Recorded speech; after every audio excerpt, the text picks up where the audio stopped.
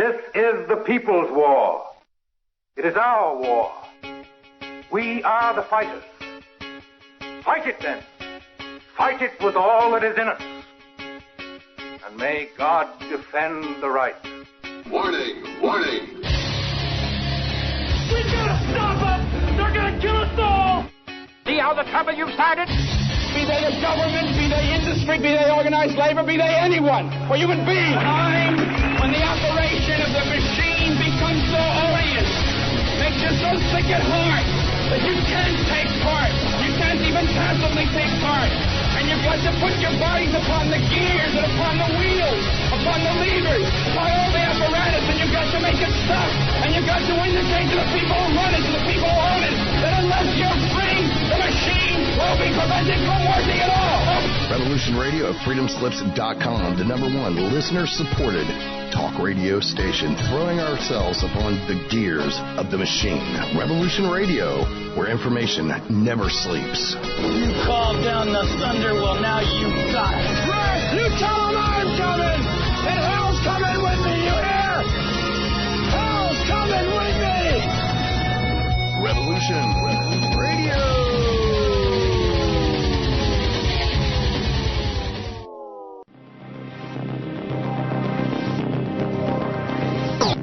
Incoming message.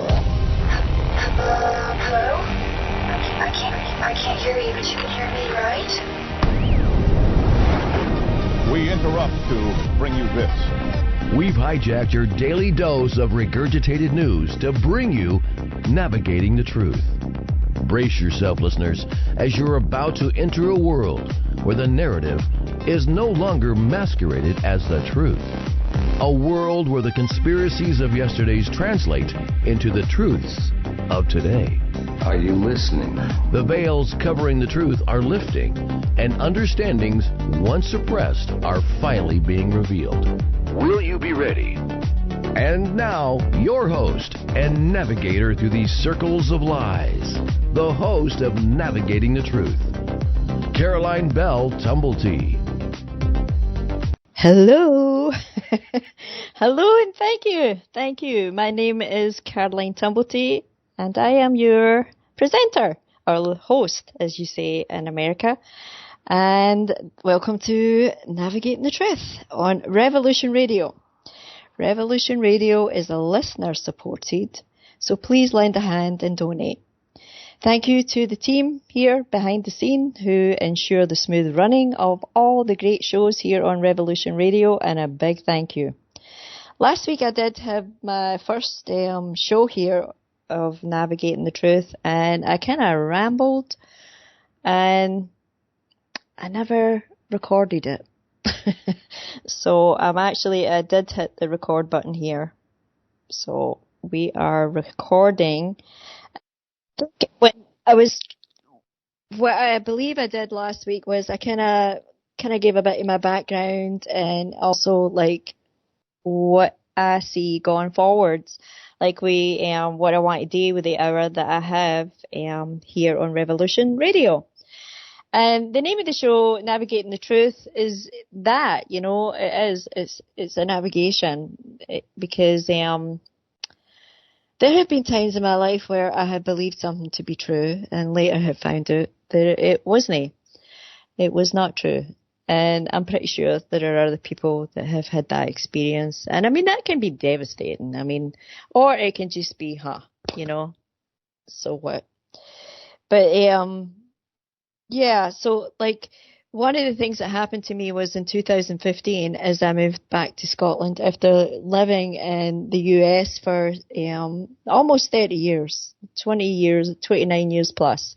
I had actually went there in 1986 and I came back here in 2015. And basically most of my adult life was spent in the US, and I raised my family and I basically grew up. That's how I kind of interpret that experience of being there. I loved it. There was so much I loved. There was other things that I didn't like, but there was a lot of it. I was very grateful for the experience of being there, and I became a national. So I have dual citizenship, where I'm a citizen of Britain, or United Kingdom. And I'm also a citizen of the US. And my daughter's the same, only hers is opposite. Like she was born in America, so she is an American citizen, and she is a national, a Britain. She has a British passport. Anyway, that's what I also wanted to say is it is the year of the dragon. It is the wood dragon, the green wood dragon, and also it is a new moon. We have a new moon that is in, I believe it's in Scorpio. I mean, a lot of these alignments, I believe they still have some meaning as far as like navigating here, like the planets, the movements. You know, there was a time in my life where I would know exactly what phase the moon was in. I would know where it was in the sky.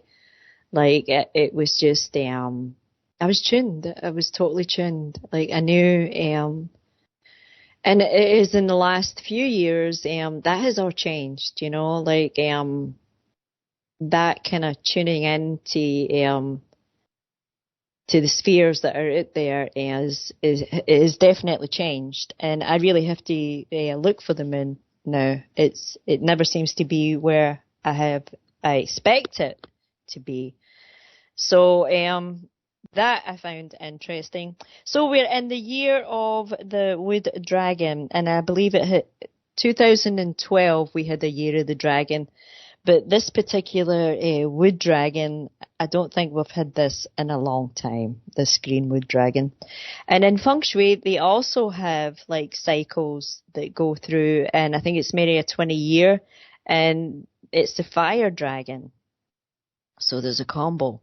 So we've got multiple dragons. And I have a friend who actually had just put up a video, Awen Spring, and it's spelled AWENSPRING, and he's on YouTube, and he's lovely. Like he's very sharp as far as like piecing together like ancient wisdom and kind of putting his take on it.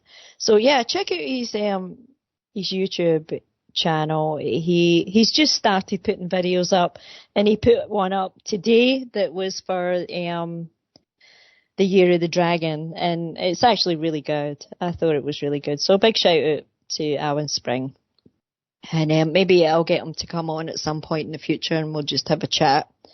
But yeah, so year of the dragon, mythological creature, right? Also known in the West and in the East, even though like we both have a different kind of historical take on. I like dragons. I don't know about anybody else, but like I've always had the I don't know. It could have been the amount of fairy tales I read as a kid, but like I don't know. I don't like things when dragons are being killed. Like, and I'm not talking about like the weird alien kind of things that they talk about. Like, I'm not talking about that. I'm talking about a dragon, you know, like, I mean, I think How to Train Your Dragon, like, was a Disney movie. There was also, there was one where Sean Connery was the voice of the dragon. I think it was Dragonheart was the name of that. Anyway, so, I mean, there is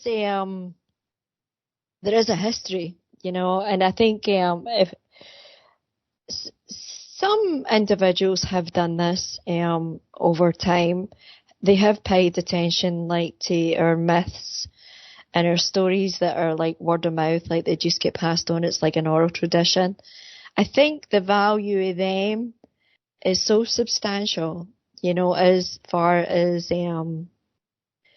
giving us the ability to have like a clear picture of where it is that we are. I mean, we live in a realm that is literally, there are so many ancient sites, like buildings like the pyramids, like just off the top of your head, or Göbekli Tepe. I mean, there's these sites. And in India, Cambodia, there's all these temples like in the forests and in the jungles, and they are like marvels. Like they are marvels, and yet we are to believe that that even as recent as like we were in caves, you know, we were kind of messing around, like we kind of crude tools and stuff. But meanwhile, that is their ancestors that built these structures that are all over the world. I mean, this is not a disjointed maybe they were somebody else. No, they were us. We are them. Like that is it. You know, like no matter how many twists to the tail there has been, you know, like we don't need to feel that somehow we are incapable of doing this. We done that. You know, we did do that. You know, we had reached that and I think the technology that was definitely apparent back then, I think some of it was rediscovered, like maybe during the wars that went on here, the world wars. Like I know that Hitler was really interested in finding relics and ancient artifacts. That was a big thing with him. And we had the Indiana Jones, like the Steven Spielberg movies that came out that kind of alluded to that there was much, much more going on. It's always the case, you know, you always have these grave robbers, you know, like kind of.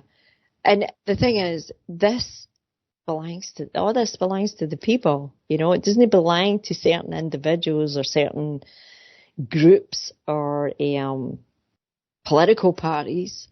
You know, these are our heritage.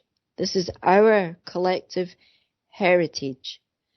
And there are technologies that have been being used against us because we get left in the dark. You know, like we haven't been told the proper stories at our origins. And the stories have been so blown out of shape as to become unidentifiable. And then you have stories that are overlapped and overlaid one on top of the other, where you would think they were talking about one person when they're actually talking about multiple people. So you've got all that going on. And I could go into a rant about all this, like, for hours and hours on end, but I'm not going to do that to the listeners. I think what I'm going to do what I would like to do tonight is, I have been reading this book, and it's The Ways of the Lonely Ones. And it's full of like, and it's, who is it? It's Manly Hall. And it's just like kind of short stories, and they're kind of allegorical in nature. They are metaphorical. And there's one that I would like to kind of read. So I think I'm going to start reading it, and we'll just kind of go for there. So this one is called The Master of the Blue Cape. And once there was an alchemist who sought among the mysteries of nature and of science to find the elixir of life and the philosopher's stone. In order that his labours might not be disturbed, this alchemist withdrew from the world of men to a cave far in the side of a hill. And there he built a laboratory and brought ancient and rare books for his library. He equipped it with all the apparatus of a chemist, with burners and flasks and many strange and weird instruments. Here for many years he laboured, with chemicals, herbs and simples, seeking to find the secret of perpetual youth, and in his own narrow and yet earnest way to discover the lost blessing of mankind, the panacea, the balm of Gilead, promised by the sacred writings of old. For over 40 years he plied his task in the laboratory, pulverizing herbs and metals, seeking from the depths of the earth to the furthest most corners of the sky for the answers to his great problem. Many amazing and masterly discoveries were filed away in his diary. Many learned secrets he gleaned from his experiments. many surprising truths from his studies. But the master secret of alchemy, the last crowning achievement, continued to elude him. With all his studies and his labours, he was forced to admit that he had not found the answer to the mystery of mysteries. One day, as he sat in his laboratory, dejected and despondent, there flashed across his mind an entirely new thought. Could it be that he was not searching where the light was? Could it be that these ancient writers, these honoured scientists, and themselves failed, and that only a blind alley was disclosed to those who studied their works? It was a thought which almost overwhelmed his heart. He sat dazed in his chair. His head fell upon his arms, which rested on the table, and a heart long pent up gave way to sorrow. At any rate, I had failed, he mused. Either those who wrote knew not the secret, or else I have not read aright the meaning of their words. The things I seek I cannot find. The truths that I would know elude me, like the willow of the wisps. The power of those masters and those footsteps I would tread, and whose truths I would perpetuate, has not been revealed to me either by the words of my brothers or by their own searchings. Then another thought dawned upon his soul. He laid aside his books, closed the numberless closets with their veils and retorts, and sitting down again in his great chair, bowed his head in prayer, and asked like a child the way that he should tread. He called upon the names of the great ones who had gone before. He asked the mystic alchemists of old should guide his footsteps, that he might learn the truths that would serve his brother man. Suddenly, as he sat there, a voice spoke to him. Brother, what you seek? The old chemist started in amazement and turned in his chair, for he knew of none who could have guessed the secret of the hidden cave, or who could have entered so silently that his reveries had not been disturbed. A tall, slender man with dark eyes and broad, noble forehead stood behind him, draped from head to foot in a mysterious cape of indigo. The stranger parted the cloak, and his long, slim hands drew back its folds. Who are you? Demanded the alchemist in surprise. Who thus comes to break my solitude? I am that I am, answered the stranger. Know you not that words mean nothing, that names are but terms for forms?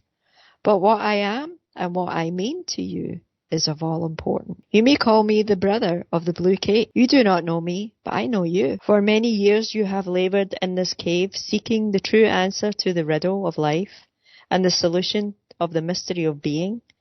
Many times I have assisted you, but you could not know this. For until you called me, I could not come. You have sought in all the world of natural things, with book and chemical, with telescope, crucible, and retort.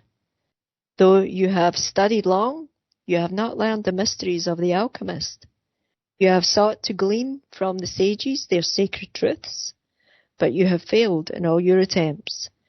For while you have learned many things, you know little more of the deeper secrets than when you started.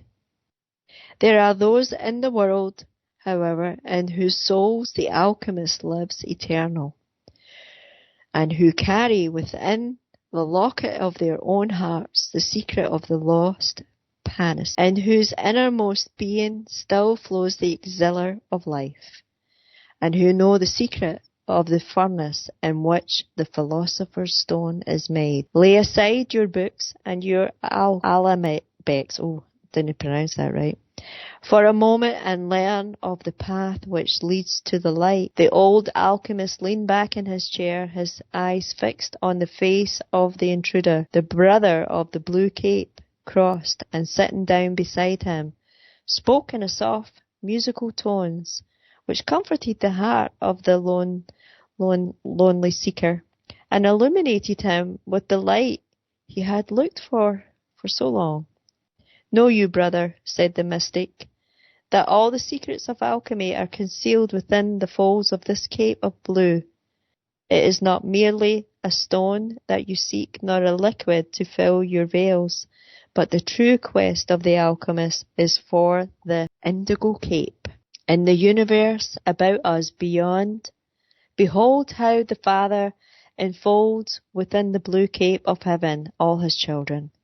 Behold how the masters gather under the folds of their garments and under the protection of the cloaks, the hearts of men. Know you that alchemy is that process in man which shapes this cape, and only those who wear this mystical remnant may claim to know the formula of alchemy.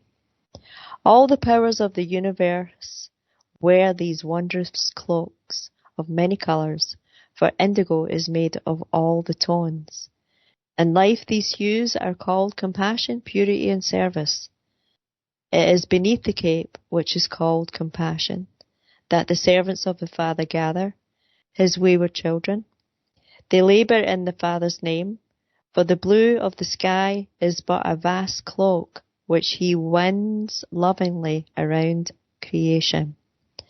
It is this cloak which each must weave as a living vestiture that brings with its completion the realization of truth. All the masters wear capes. Their very lives are cloaks, for their hearts are so great that they seek to enfold all living things within the glory of their love. These capes are the garments of protection. They are indeed the cloaks of wisdom, more precious than any earthly garment. But these capes are broad. They have many folds. Those who seek the truth must learn that the stone of the philosopher is always concealed somewhere within the blue cloak of initiation. Each truth that is woven into the living garment of the soul brings with it a great advancement, a more complete revitalization of spiritual consciousness. There are thousands labouring within mankind who are not of mankind, who, like the spirits of Venus and of Jupiter, are bound to the earth by the needs of its children. There are many active here who long for freedom to do greater things. Noble souls from worlds unknown are chained to the earth by the ignorance of man. The eldest of the brothers are forced eternally to perform the labours that man should do. The masters must come from their cosmic task to adjust the difficulties of the ignorant. They must gather the wayward souls under the protective folds of their vast mantles. These cloaks are woven of the light of the truth, of knowledge and of power. Each time a soul is found in the world of men, who will take upon itself the sorrows of the world, who labours that others may have more light, who learns that the things worthwhile and becomes strong enough to carry the burdens of humanity. When such a one is found, the master takes off his own mantle and places it upon the shoulders of the disciple. The master is then free to advance to greater works, to don a more ample, a more burdensome garment. In the days that are to come, the children of earth must bear the responsibility beneath which now the gods are bowed. The powers of light are searching for those who will wear their garments, whose souls are great enough to be the capes of blue, widespreading enough to gather earth's weaker ones beneath their folds. The old alchemist's eyes were closed, and he heard the words as if in a dream. But suddenly a great flood of light descended into his being. He saw the things so long hidden, the truth so long concealed, streamed into his aspiring soul. I have found it, he cried. I have found the philosopher's stone. I see its light radiating from the depths of my own soul. I have found the elixir of life as it pours upon me from the rivers of living water. I feel the balm of Gilead as drop by drop it fills from my wounded heart. I see, I see.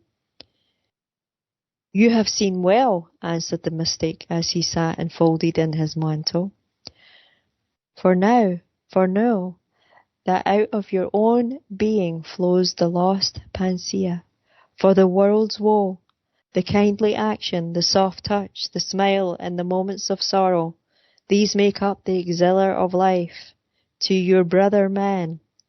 The philosopher's stone shines in resplendent glory from the one who has lived the life and learned to know the doctrine, while the balm of Gilead is in truth the loving word in the moment of sorrow, the selfless compassion in the hour of need.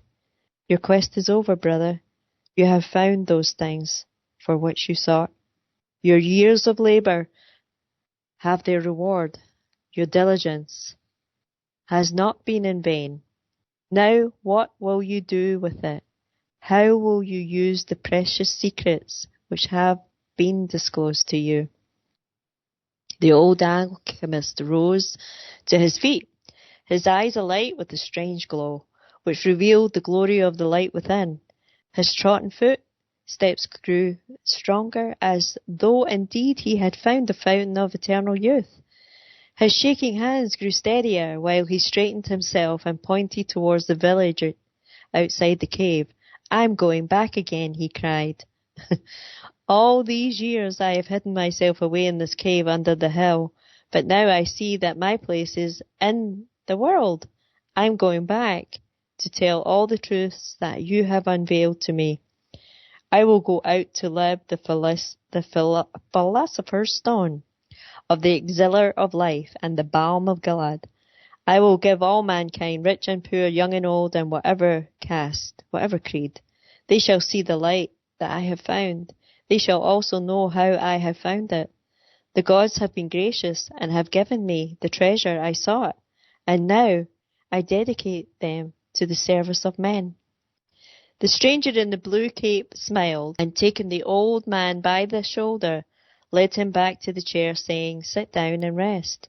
You have found the object of your quest, and your soul is filled with great compassion. You shall indeed serve your brother men to the glory of your God and the liberation of the masters. Slowly the old man's head sank upon his breast, his heart beating fast with the glory of his great discovery. It was quieted by the hand of the master. The mystic stood over him, while the old alchemist slept as peacefully as a child. Rest, brother, whispered the mystic, for your quest has been long and the search intense. Rest. For before your labours eternal, you are now coming to the day when your rest shall be no more. Sleep, for the eyes now closed will be open for ages. Be happy now, for before you on distant Calvary rises the shadow of a cross. The mystic sank on his knees, and clasping his hands, raised his eyes to heaven, praying, Father, I thank ye that another has found the light, that a soul long wandering has taken the path which leads to liberation. I thank thee that I have been freed for a greater task. I thank thee, Father, that the soul has found this day the thing it sought. And, O God eternal, help me in my endless search for the keys to the mysteries in the name of thy blessed Son. The master rose, and taking off his mantle of indigo, laid it over the shoulders of the sleeping alchemist. Here, brother, is the garment that I have worn. A short time ago I gathered you in its folds. Now I give it to you with all its joys, with all its sorrows.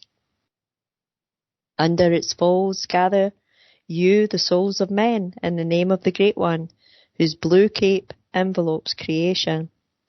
The mystic then walked slowly from the cave, his face calm with peace and divine compassion. He raised his eyes once more to the light shining from the heavens. Father, I am ready for thy greater work, for somewhere 2 hands reached down and a great cloak of blue fell upon the mystic's shoulders.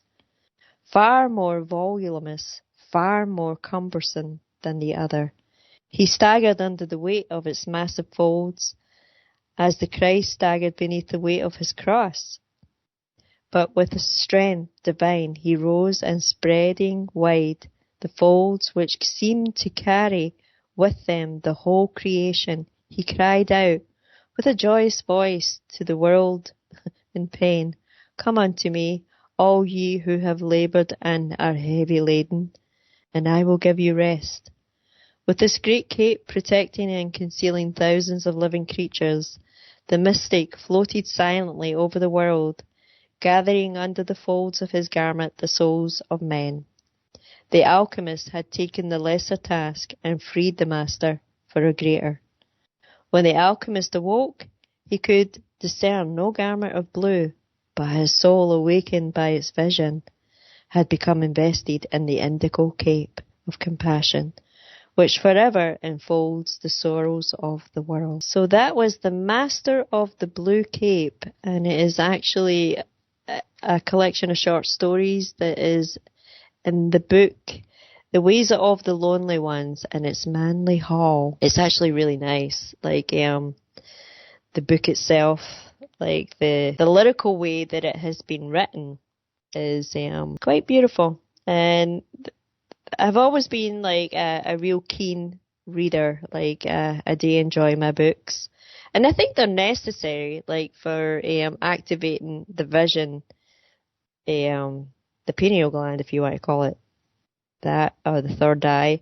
But the stringing of a story, like with words, where you have to create it in your mind what it looks like, which means it would be different for everybody. Or there would be at least variations in it. So yeah, so that I really like that story, and I like I just like the way that it's told. It's an old-fashioned way of writing, and also like giving a message. So, and it wasn't a very long story, and I've always liked it, like the indigo cape, the Master of the Blue Cape. I mean, the Blue Cape, you know, what is that? You know, what is metaphorically speaking, you know, it is what a mystic would do, you know, like, and I'm not talking, like, yeah, we have a lot of known religious mystics through our written history. There are others who were talked about through word of mouth, through stories, like that were passed down through families, myth, folk, lore. There have been stories, you know, about hermits, or they would refer to like the healer, the midwife, you know, in the village, and they would be like the keepers of knowledge, wisdom. We would go there, you know, back in the day, you know, it would be a woman, or maybe a few of them in the village, who would know the herbs. That was usually a given, you know, like if you go to like Hungary or Poland, like, and I mean today, for the most part, they could tell you every single edible mushroom in a forest, and like they know how to forage. They know how to do it. And it had, I mean, Hungary would have been communist, right, up until mid-80s, maybe? No, maybe later, because I actually know somebody who talked about it, and she's only in her 30s now. So it must have been right up until maybe 2000. It would have still been under some sort of communist Soviet rule. And the people that I had met that come from Hungary, like even the younger generation, like my daughter's age, they know how to forage. They know how to identify what is edible in a forest. And I think these are skills, that are passed down. They are passed usually through word of mouth. Like when I was in America, when I lived up in the Catskills, there was a cook in the hotel that I worked at, and she was from Poland. And she would take me out into the woods and show me, and they pickled the mushrooms. They had mushroom soup. I mean, they really knew how to get the best out of the food that was free and available.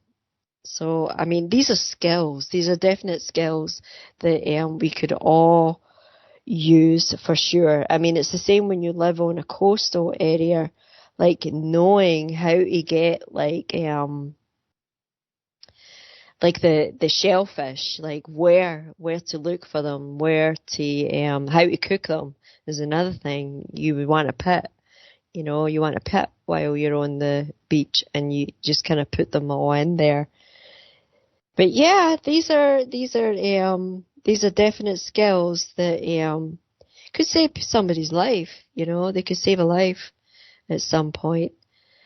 So I think there's a lot of value in our old-timers and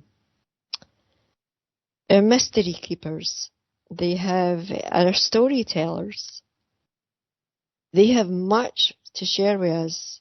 They have a lot to share with us. So treasure them, treasure them. I don't know about anybody else around the world, but right here in Scotland, we are still facing excess death rates. That hasn't come down. And I still see it, even although it's not being reported unless you go kind of looking for it. Like, you can only find it in certain outlet data, like the data collection. You can certainly go to the government web pages and access some of that. But for the most part, it's not being talked about that we have an excess death rate. And it's not just here, it's all over the world. And I know it, even although it's not being reported, every week that I walk to the supermarket or walk wherever I'm going, I pass empty houses. And they are different every couple of weeks. It's not the same empty houses I'm looking at. It's different ones. And where I live, it is it's a little bit different. I think maybe in New York, in the cities, you get many of these kind of housing developments and stuff. And this is a big thing, in Europe, the social housing aspect. So, yeah. And usually it's a quick turnover, the move out, the move in. There's usually a waiting list for houses and stuff. Because it's kind of limited, There's only so many houses. And see, that's the thing. That's one of the things that get me. They talk about how we have this housing shortage in this country. And they blame it on when they actually they brought in something. It was the Tory government. It was Margaret Thatcher that brought it in. And it was basically, if you rented a house for a social housing, a private landlord, or what do they call them? Council. It's like a council. So if you rented, you had the opportunity to buy your property. And that happened mid-80s. That became a possibility. And the longer you had your tenancy, the less you would pay for the house. I mean, that really was what allowed my parents to buy and own their first house. They would never have been able to do it. I mean, and they worked all their lives. I mean, they both worked. And, but they weren't academics. They didn't have, they put a big emphasis on that to college education, but that came later. It wasn't encouraged even when I was in school. It really wasn't encouraged. You weren't encouraged to go to college. They wanted you in the workforce. So, and it could have just been the demograph, I lived in working class. So I wasn't middle class. I wasn't rich. I mean, we were the worker, we were the labour stock, or they would call you slaves, but we didn't know we were slaves, like, I did though, like, I was pretty sharp, like, I was kind of having dreams and all that pretty early on about the whole situation, but I was very rebellious, but in a kind of, not in a really productive way, let's put it that way. I mean, who was it? Somebody always say what is this? Age is wasted on the youth or something. It's actually a true statement. Like, I got smarter as I got older. But it would have been nicer if I could have been smart for the get-go. That would have helped, for sure. So what was I talking about? I was talking about, like, how they were able to buy their houses in this country. And so what happened was the council started using that as an excuse for not having any houses. Now, the last time I checked, the number of houses didn't change. If anything, they continuously keep building houses, so that would be going up. So they used this as an argument, like somehow giving regular people the opportunity to buy their house had now caused a housing shortage. And the thing is, they say these things enough time and people actually start repeating it and start believing it. The thing is, you just have to sit down and you just have to think about it. Nothing changed except people became owners of their homes instead of renters of their homes. So it would tell you that there's a faction afoot that actually sees that as a bad thing. You knew have caused such a long waiting list for the social housing situation here. I just scratched my head and I wonder if somewhere along the line I definitely stopped understanding that double speech. To me it just sounds gobbledygook. It's the same when I read like a contract, like that a lawyer, obviously lawyers, and how they write, and like my brain would start to be like, oh my God, and I would think to myself, I need to understand this, I need to read it, I need to complete it, and I need to get to the point where I really understand what they're saying. Well, I can read through a contract and understand it, but there's a lot that I just don't agree with that is being put in contracts. Like, I'll never forget, like, reading my terms of agreement with Netflix or somebody like that. I'm pretty sure it was. But I remember reading it and kind of being like, what? Because basically they had it written into their agreement. They could cancel you for whatever reason they wanted. They didn't need to give you a reason. And I remember thinking when I read that, we're going backwards. We're actually starting to really, really physically go backwards.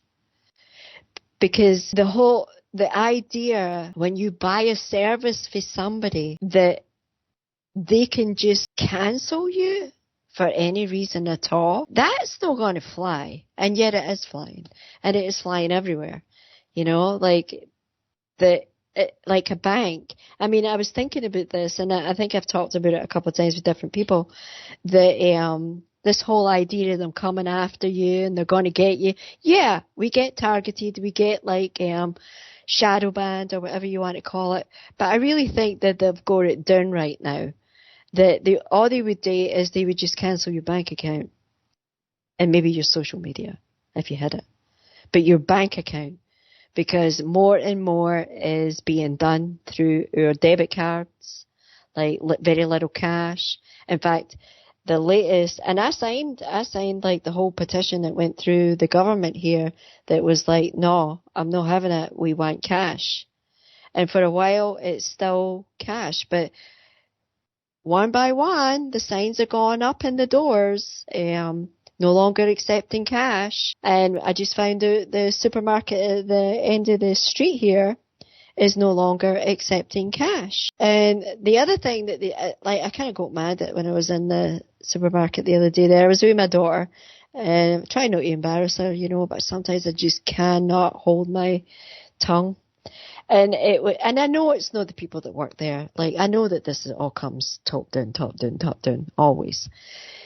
But what they have done is they have decided that if you want to buy a plastic bag for your shopping, you have to go around the store or look through the store, because you have to find a worker there, because they will give you a plastic bag. But not only will they give you the plastic bag, but they want to come all the way out of the checkout so that they can make sure that it's scanned. So I had to hunt to get somebody.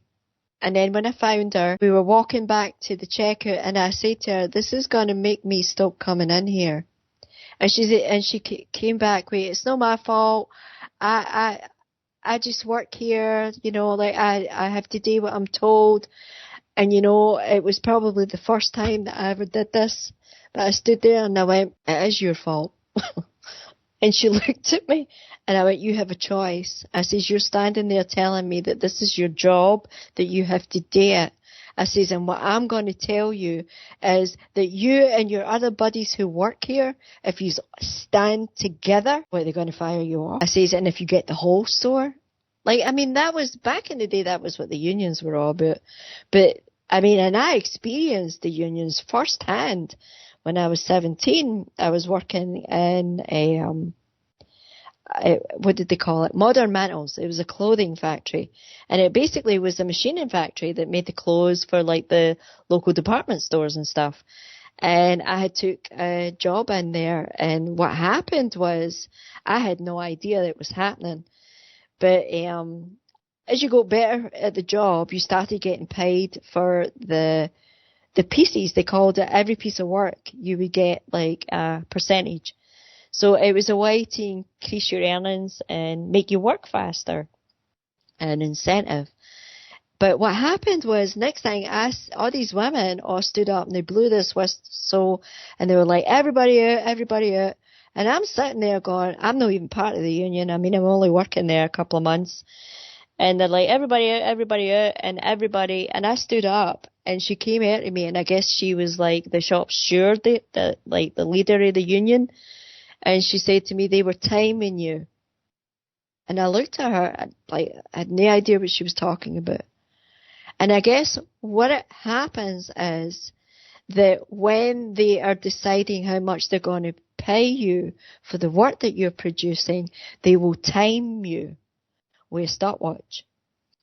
And they have to tell you that you're being timed. The unions made sure that was in place. But what they did, and they did it they must have thought they were being sneaky about it, and were timing me, and she caught them. So she blew the whistle, and everybody was out in the street. And I'll tell you, I never seen more fiercer women in all my life as what these women were, as far as protecting the other workers and making sure that they were formidable, because they were together, they had each other. And we went back into the building and it was all done above board. I knew I was being timed and I didn't go as fast. And that's the truth of it. Because that's the way it was. Because you would have, and some of them did, worked themselves to the bone, because you want to make much and you try to make as much as you could. But yeah, that's my wee story. That was my run-in with the unions, and it was a positive experience I had. But by the time the Tory government, Margaret Thatcher, there was I'm not saying that there wasn't some dirty dealings. There definitely was. And it all has to do with the money, backroom dealings, power. But, and maybe they got too big. I don't know. I don't know what it was. Or infiltrated. That's also a possibility. But that was the sword that she picked up. And it was the mistrust in the unions. And there was a lot of strikes happened, and I think I already told you what they did. They called them scabs, right enough, and that was the people who would cross the picket line, and they would bring them in by boat. They would bring them in for Poland, they would bring them in for different places, usually in different parts of Europe. They would bring them here, And that was the saddest thing when I think about that, when they were striking, and their families. And it was the coal miners, and they closed the coal mines. And here's the thing, they closed the surface. They came at it in a different angle. And that's exactly what they did. They came at it via a different angle. They still mine. Mining is still going on here. We might be running out of certain things, but I know that we still produce things like oil. That's not going to run out, even though they tell you that it will. It won't. We produce it. The air, like this structure is constantly reproducing. I was going to call it the earth there, because that's my term of endearment. When I believed it to be something other than what it was. The mother. And but I do still love nature, and I love animals, and that's not going to change. And I love certain weather. I love rainy days when it's warm. I love thunderstorms. I love a good snowstorm. But what has been happening here is off the charts. Like, we have a situation, I think I had mentioned before, boats. We need boats here. Like islanders. We have tons of islands, and they pretty much are isolated without the boat service. And this week we learned they just basically moved the boat from this harbour to a different harbour, which is no convenient for the people who live here. It adds another 3 years to their total journey. So my daughter would have, instead of her day being 12 hours, she would be up to maybe 18-hour days, and basically 8 hours of work for who knows how many hours of travel. I mean, right now she's, for 8 hours of work, she travels, I think it's 3 hours.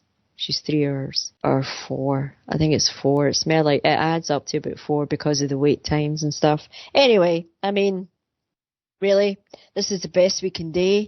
2024. I mean, we can't even put a boat in the water.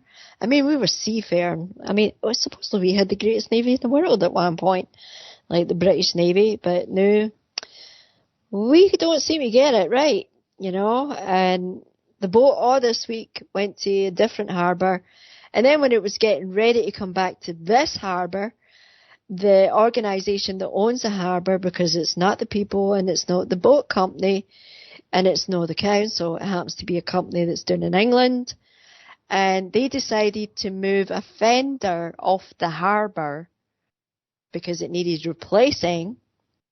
So now the boat can't go to Ardrossan at all. It can't come to this harbour. So my daughter doesn't know the next time she's getting back to work. And the people at work had said to her, can you go there and get, and she was like, I mean, no.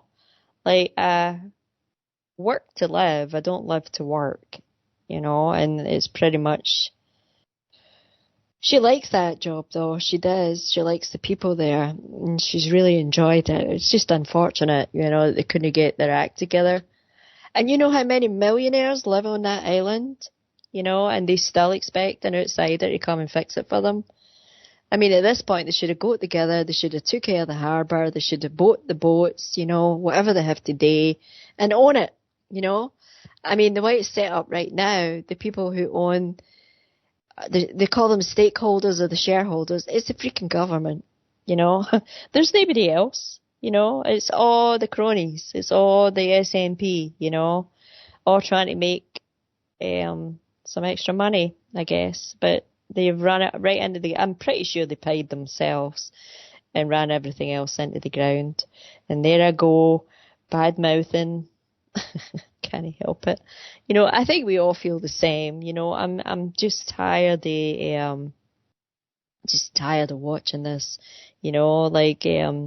Regular people, the listeners, the hosts on Revolution Radio, everybody on this end, we all know, we're all kind of sitting here scratching our head and thinking, we could do a better job. we do a much, much better job. These systems that they have were designed to eventually break, and that's exactly what they're doing. They were never meant to hold up. And there's the music. And stay tuned for coming up next, and I will be back next week. So have a great week, listeners. Thank you for listening in. Take care. Bye-bye.